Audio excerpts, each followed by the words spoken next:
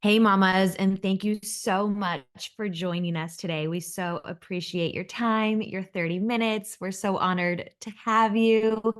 And I feel like we have a lot to talk about today. So, Hallie, do you want to just kick us off with your Cliff Notes? I do. We have a ton to talk about. If you are curious about all the Taylor Swift tea that was swirling our algorithm over the weekend, Katie and I are going to give you all the things you need to know so that either your kids think you're cool or at least you can be a part of the conversation. So we'll keep our Cliffs Notes semi-short this week, but I'm going to start with my latest travel adventure. I already talked to you about this a little bit, but for anyone who does not follow me on Instagram, I am flying back to LA every single week this month, leading up to May, which is when I'm going to be birthing my second child. I'm entering the no-fly zone as of April 30th, so it's really kind of this home stretch. I'm not feeling super great. If I'm being honest, I'm trying to be positive just because being able to work is a blessing. Getting a paycheck is a blessing. Being able to stay in the mix with my job in LA is a blessing. But what has not been a blessing are the people I've encountered along the way en route to LA. I feel like you need to write a book, like something about your travels, because you've come across the most wild people. It's almost, I feel like Ashton Kutcher is somewhere hiding. He has revamped his show Punked and he's about to jump out of a bush somewhere and tell me, gotcha. Like it's just insane. Most recently was last Tuesday. I get up at 4 a.m., get straight in an Uber to go to the airport to fly to LA. And I'm in this Uber and I had been up the entire night, didn't sleep a wink because I was feeling nauseous. I'm having really bad heartburn at night. It's only at night, really, and it's awful. It keeps me up. I'm sleeping propped up, but I already was kind of on edge. So The one thing smells, about pregnancy is like heartburn increases the more pregnant that you get, and the amount of Tums that we're taking at night oh, also increase by the tenfold. oh yeah, I'm essentially keeping Tums in business. It is insane. And it was the same with Dylan. At this point in pregnancy, I was having heartburn as well, which sidebar apparently means your baby has a full head of hair. Have you heard that?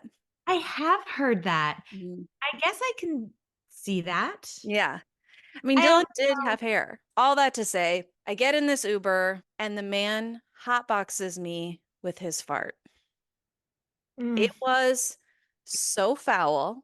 It smelled truly, I almost had sympathy for him. I was like, you must not be feeling well because that smells so bad. But it smelled so bad, I had to roll down my window and I puked out the moving car out the window. His fart made me throw up. so I heard this story earlier because you stayed with us, Mhm.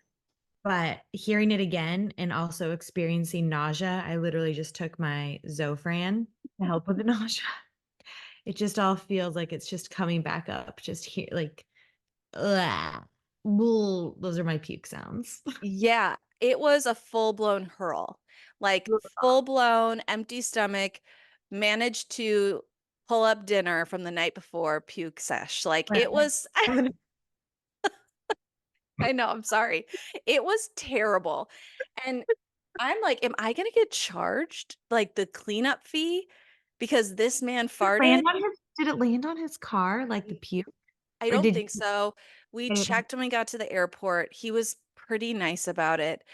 But like also the conversation after was so awkward because I didn't want to be like, yo, bro, your ass smells like a dead animal. And thus I puked. I'm Like not sure. I know. My friend was like, honestly, if he charges you, that customer service chat is going to be so lit because it's just going to be like, he farted, I puked. Who's at fault here? I don't know. Yeah. Anyway, that's the newest low and most unhinged moment of my pregnancy thus far.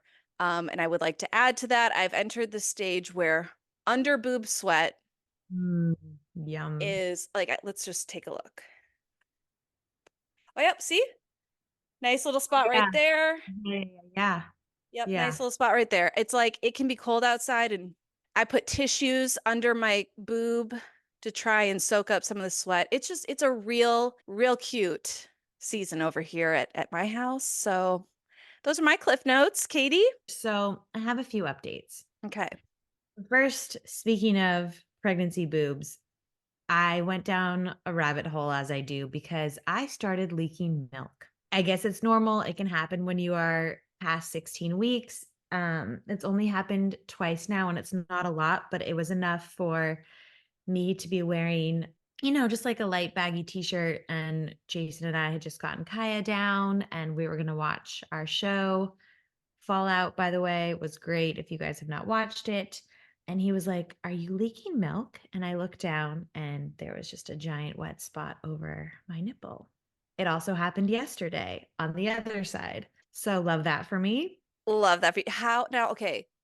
You stopped pumping and nursing when you were how far along? Or So we how old stopped was Kaya? giving Kaya breast milk around 5 months, but I stopped nursing and pumping at 3 months, but I had pumped so much that I had enough to get her. But like you weren't actively excreting milk from your body for like the No. last 7 months. Right. No, it's been a minute. And then it's so funny because, yeah, when we stopped giving her breast milk is when I got pregnant. Um, Mm-hmm. so, anyways, that's a thing that's happening. We had our big, you've made it halfway through the pregnancy. Let's do a giant ultrasound and look at the baby's spine and brain and heart. So, we had that. And yeah, the baby is looking healthy. The baby is growing properly, measuring right on track. This baby, though, she's more wild. Oh. She never stopped moving during the ultrasound to the point where the ultrasound tech was like, "Baby, can you please stop moving so I can try and get like accurate measurements here?" And kind of like you, my placenta is in the front this time. So like you feel her less, but I've actually been feeling her not like major kicks yet, but I feel like when she really moves positions, I feel like these weird little like swish movements. Jason describes it as like an alien with like an alien whipping its tail. A So it's dragon. yeah, a little tiny dragon. But we're so grateful that the ultrasound went well. It's a great And milestone. it is really you just kind of like you breathe that sigh of relief afterwards. And then my last milestone is that Kaya is going through a sleep regression. Mm. This is now the third night this has happened where when we put her down for bed, and she is a great sleeper. I will say, thank the Lord Almighty, she is really a terrific sleeper. And it used to be like, okay, we give her her last feed, we kind of like rock her to sleep for a little bit, and then we move her to her crib. I give her like a giant kiss, I blow a kiss at her, and she's out. No. Now it's as soon as she feels us putting her into her crib, she is gripping onto me for dear life. She is standing there screaming her brains out. Like, how dare you leave me in this room, you terrible, terrible person. Last night it went on for about, let's see, we've tried to put her down around like 6:45. I don't think she actually fell asleep until around 8:30, 8:45. And that was with me going in about every 10 minutes because I've been reading about this to try and assure her. And then they say, don't take them out of the crib, just kind of like assure her. But then my heart breaks so much that I break all the rules and I have to take her out of the crib and give her a hug. The night before, I think I really ruined things because she woke up around 3 screaming bloody murder. I went to go rock her and then put her back down, screamed bloody murder. And this was already after it took us like an hour to initially get her down. So then I didn't know what to do. So I brought her into the bed with me and Jason. And I'm sleeping with a pregnancy pillow right now. By the way, you guys, both Hallie and I are recording this from our beds. And so I like put her into Jason's arms right next to me and she thought it was playtime. So then she was just laying in our bed singing odie odie odie odie odie odie and clapping.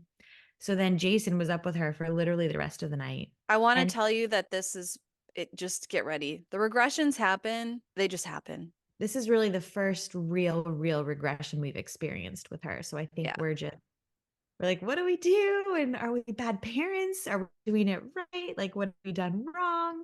nothing. It's a rite Nothing. of I know. passage. It's part of the hazing ritual of parenthood. You just want to go rescue them and you think, oh, they're Yeah. going to be in therapy forever because I didn't go get them out of their crib, but like it's okay. And the more sleep regressions you go through, the more seasoned you get at it and the better you get at letting them Yeah. cry it out or whatever your method may be. But I know that first one is rough. You've gone through it. You're getting all the firsts right now. You had her first sickness, her first sleep regression. Yeah, welcome to the dark side, sister. That's what's going on over here. All right. Well, I think we should talk about Taylor Swift. Dive right into the tea. The tea is fully dedicated to Taylor this week. She dropped her 16 song record at midnight on Thursday, and then 2 hours later at 2 a.m., surprise! She revealed it was actually a double album titled The Torture Poets Department, The Anthology, and that included an additional 15 songs. Now, Katie, I have become a Swiftie by proxy through you Ah, because we've been friends for almost a decade now, and you are the ultimate. You're the president of the fan club. You have met Miss Swift herself. You have followed her forever. You've been a fan since day one. So I want you to break down for people. I think the thing that we all were looking forward to is her talking about her relationships. She does talk about her ex-boyfriend of 6 years, Joe Alwyn. She talks about her fling with Matty Healy from the 1975. And she also talks about Travis. So, break down for everybody what they need to know from her album, what the references are. Let's start with Joe. okay. Really fast, I also just want to give her a shout out because Taylor Swift sent me a gift. And nothing makes my heart happier than when I see that box on my porch when a new album drops and it's wrapped in like a special thematic tape and it had the vinyl in it. I got the manuscript version. I got sweats. I got a bracelet. I got a letter. Ugh, I love her so much. Okay, Joe. So I think people really thought this album was going to be primarily about Joe, and they were surprised when it wasn't. I feel like she actually wasn't so hard on Joe. And I think that shows that like she did respect the time that they had together. I think the harshest song and the one that we know is like 100% about Joe is So Long London. On Lover, she had a song called London Boy. Here we have So Long London, and there's this lyric in there that absolutely breaks my heart where she literally is like saying that she's pissed for giving him so many years of her youth. Mm. And there's also moments in the album where you can hear that she's mad, like that he never put a ring on it. Like at one point, he took a ring off her middle finger and put it onto her ring finger, and that was the closest that she got to her heart exploding. Mm.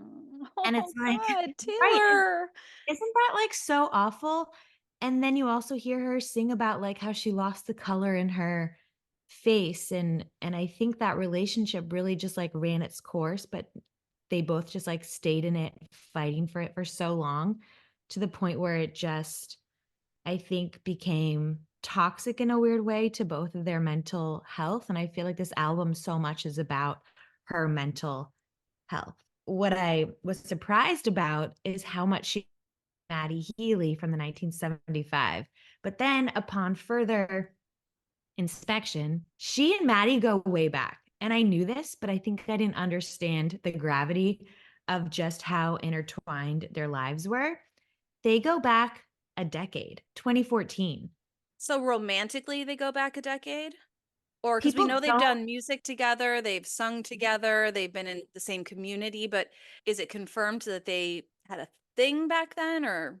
it's not fully confirmed, but what I got from this album is kind of like he was the one that she would go to when things didn't work out with her other relationship, God, don't we all have one of those?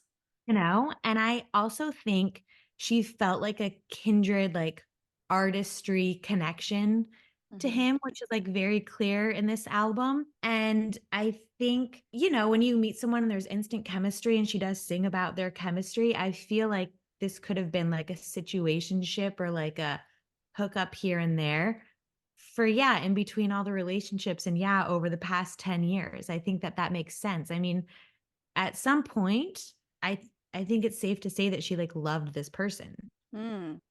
And doesn't she have a lyric in there that's kind of like calling out the people who were like criticizing her dating him after Joe? Yeah. So that's actually one of my favorite songs on the album. It's called But Daddy, I Love Him. And in a weird way, it's not like an FU to the fans, but it's her saying like, you I can't believe that you guys hated on this so much for me. And she says, quote, God save the most judgmental creeps who say they want what's best for me. And then she says, thinking they can change the beat of my heart when he touches me and counteracts the chemistry. And then she says, I'm having his baby. No, I'm not. But she's kind of like, what if I was having this man's child and you guys are all literally hating on Hating on- me and saying what you think is best for me? Just because, yeah, he has some skeletons in his closet. He hasn't always said the best things in interviews, but she felt like we were all judging them and tearing him down so much to the point where he couldn't take it anymore. And I think he literally up left and ghosted her. And that's also what I think The Smallest Man Who Ever Lived is about. Oh, you think it's about him? I think it's about him. And I think that's, I told Jason that. I was like, that's like the worst thing you can say about, Yeah. it's like you were the smallest man who ever lived. So what makes you think that that song is about him?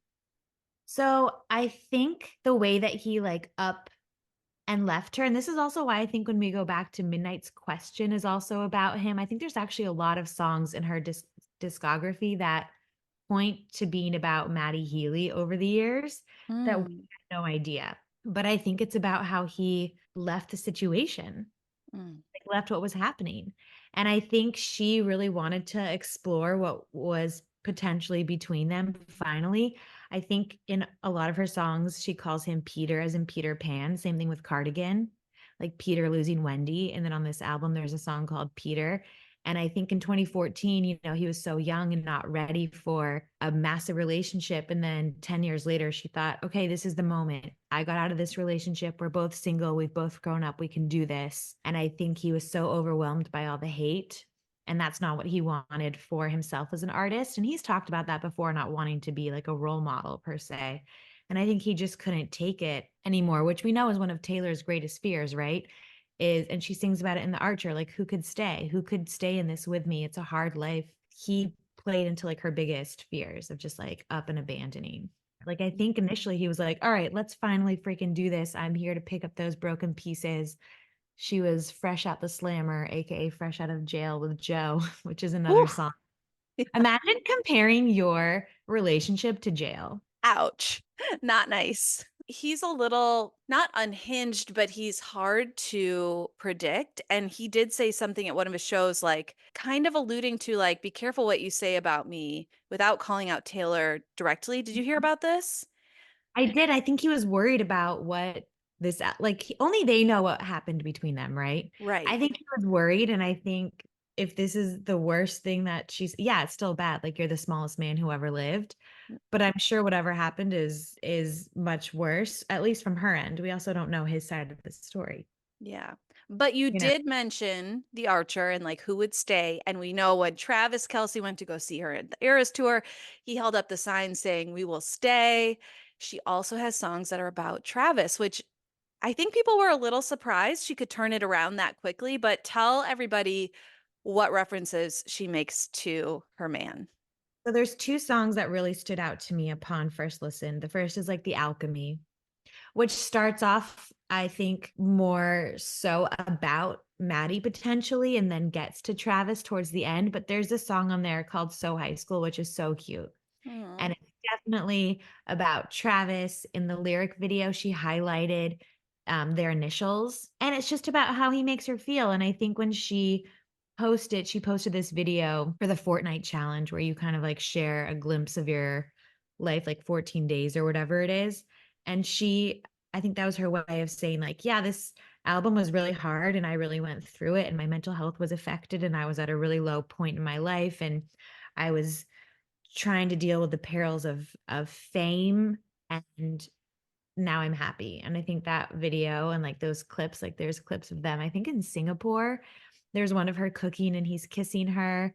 And then she's playing pickleball and she has a Chiefs paddle. I think those were all her ways of being like, I'm good now. As you know, the men aren't the only ones she's talking about. So we got to talk about the Kim K Yeah. of it all. So Taylor has a song called Thank You, Amy.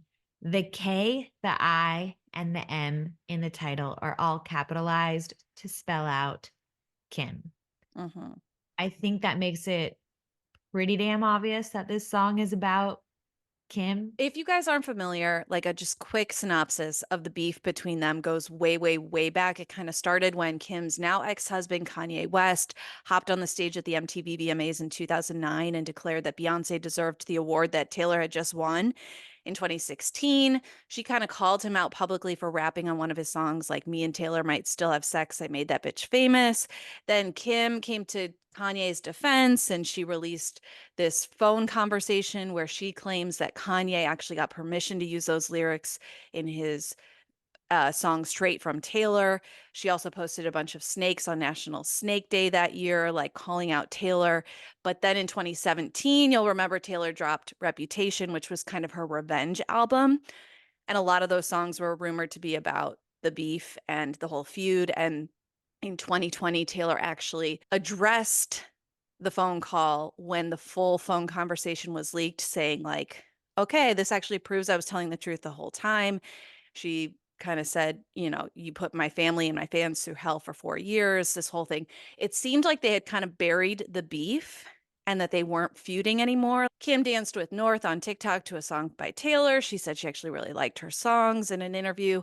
Seemed like they'd put it behind them, but these lyrics are like pretty poignant and hard to ignore. Like she says that her mom, who's a quote saintly woman, used to wish that she was dead. And then she also kind of says like, you know, I wrote these songs about you, but without any identifying clues.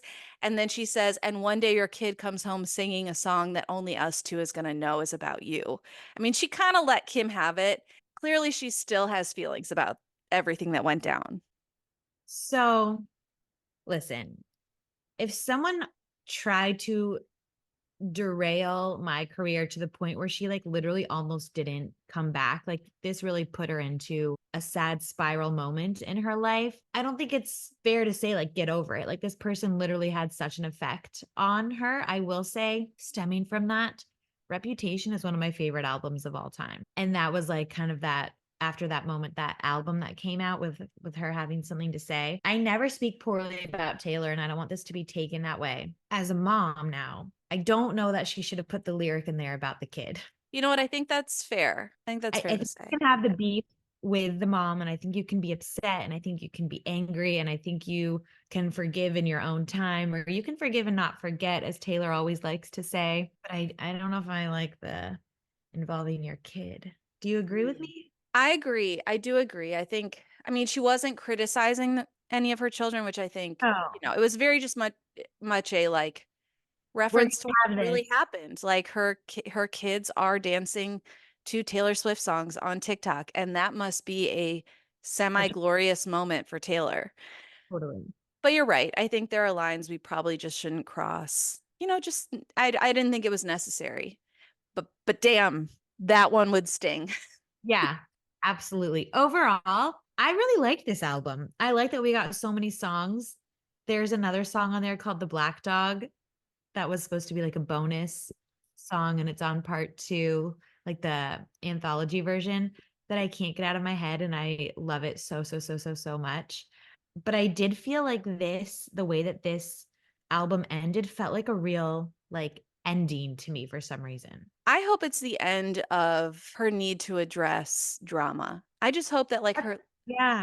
you know, like I think she's kind of been through a lot in the last decade, and I hope that this is the start of something new, something lighter, not to be cheesy, but a new era for Taylor, a more positive era, one with less drama, less, you know, I hope she just gets her happily ever after because she deserves it. I think we should dive into our OMG of the week because this one is crazy. Kourtney Kardashian had everyone on the internet deep in conversation about drinking your own breast milk because she posted a picture of herself in bed saying that she, quote, just pounded a glass of breast milk because she felt sick. So this is interesting. I want to know, Katie, have you ever tried your own breast milk? I did try it, but not like a big gulp. I think I told you like I just wanted to see what it tasted like, so I did like a finger dipping dab Mm-hmm.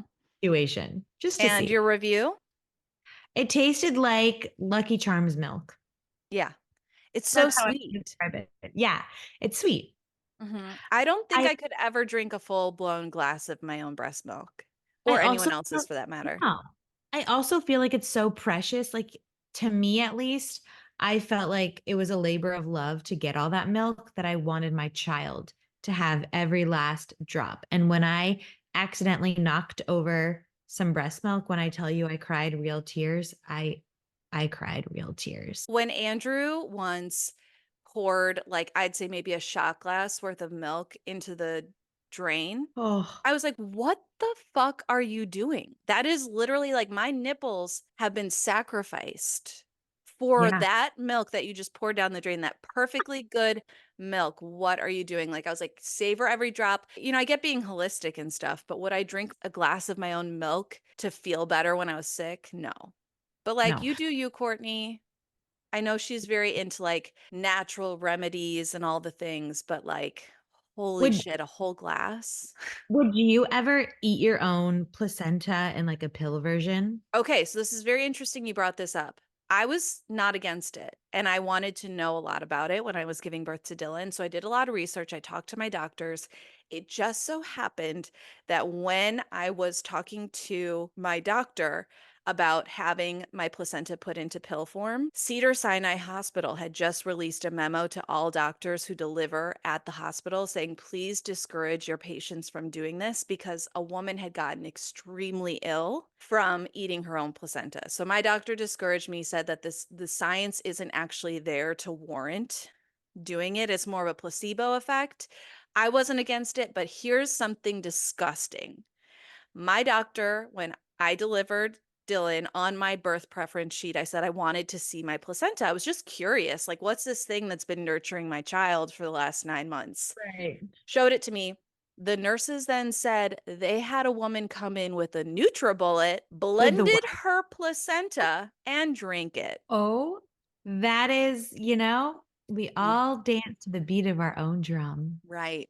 I know I don't want to shame anybody for their choices, but let me tell you, that is not my journey.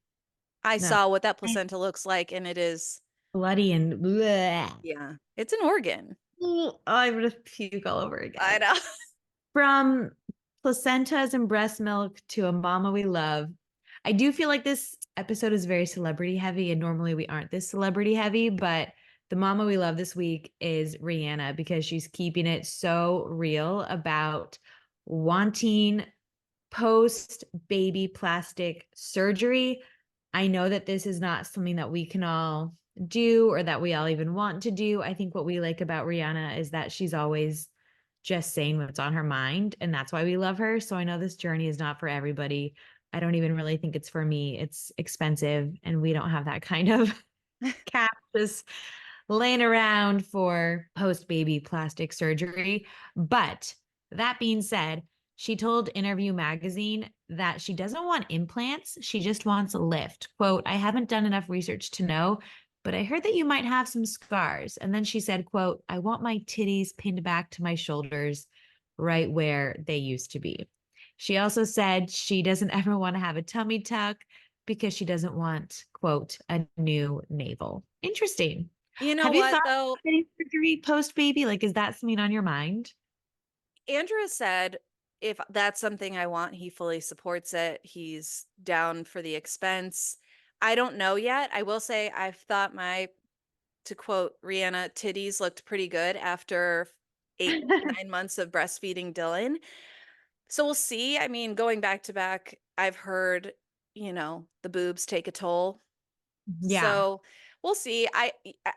Listen, it's not relatable yet so relatable. Like what new mom doesn't want their titties pinned back to their shoulders? Like, totally. yeah, give me those perky boobs. Like, I get it. I like that she's honest about it. Like, again, we've talked about this so much on the podcast that just, if you're going to do it, own it, Be honest. be Yeah. Tell us honest why about you did it. it. Yeah, it's just, I just think it's like doing a public, service to be honest that, like, hey, men out there, don't expect your wives' tits to look perky like a 21-year-old after they've been feeding your child for a year or whatever, you Right. know?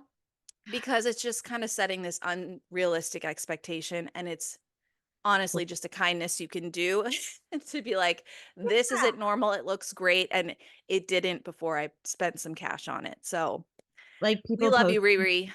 look at my post baby body without disclaiming that they had some surgery. It does all of us a disservice. Yeah, some Own bullshit. it. So Be yeah, honest. We power to need, you. We support you doing it, but just keep it real so that our husbands don't think that's what it's something's supposed wrong with us, you Yeah. know? Like, why are your tits hitting the floor and hers are up at her shoulders? Well, Right. There was some help. There was an yeah, intervention. there was a That, doctor and a knife involved. So, yeah. All right, guys. Thank you so much for tuning in. We love you. We're grateful for you. If you could help us spread the word, tell a mama friend about our podcast, we would so appreciate it. We're here every Tuesday and Friday. And join like, our secret Facebook group. We're talking all things motherhood. It's a safe space. Come join us, invite friends. We really want this to be a community for all mamas. amen. Like we say here, motherhood is a sisterhood. And we'll see you next time.